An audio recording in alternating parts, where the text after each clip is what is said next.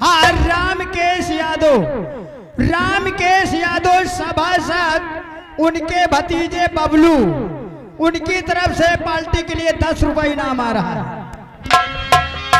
Hello, ये आगे अमर यादव बाबूजी की तरफ से 20 रुपया रहा छटकाईवा के लिए, यानी नागिन डांस पर खुद होकर 20 रुपया स्पेशल चालू करिए।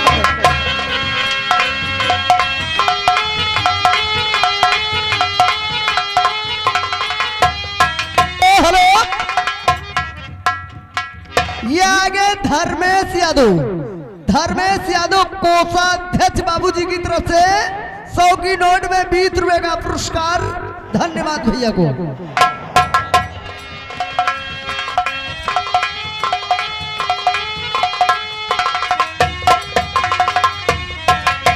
हेलो, ये आगे अमर यादव और आगे हरेंद्र यादव बाबूजी की तरफ से छोटकाई बाग लिए 10 रुपया यानी 20 रुपए का पुरस्कार। धन्यवाद भैया को।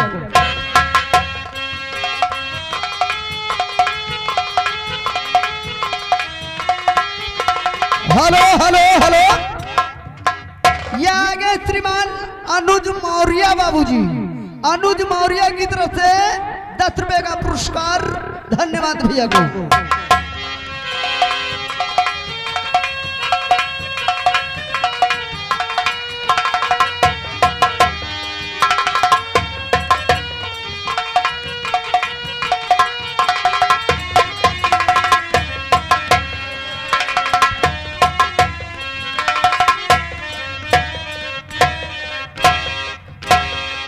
हेलो, ये आगे धर्मेश यादव कोषाध्यक्ष बबलू यादव की तरफ से 20 रुपए का पुरस्कार।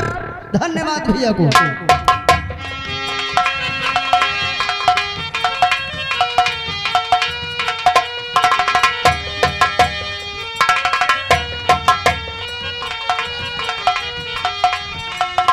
हेलो,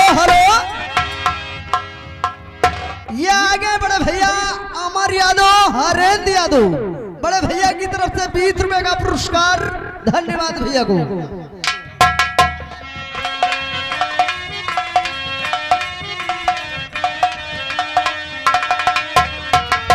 हेलो, ये आगे रामकेश यादव सदासत की तरफ से 20 रुपए का पुरस्कार। धन्यवाद भैया को।